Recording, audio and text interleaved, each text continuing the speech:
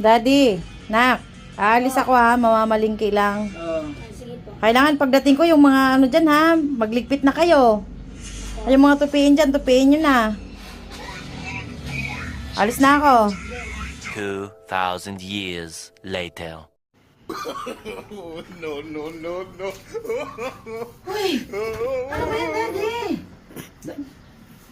Nakauwi na ako, ganyan pa din madalatan ko. Huwag kang kan, mami. Galit ako. Ano ngayon kung galit ka, anong paki ko? Naiinis ako. Tumahimik kay bunganga mo. Bunganga mo ikaw kaya, pagod na pagod ka. Tapos pagdating ko, ganyan madalatnan ko, ano sabi ko sa'yo pag-alis ko?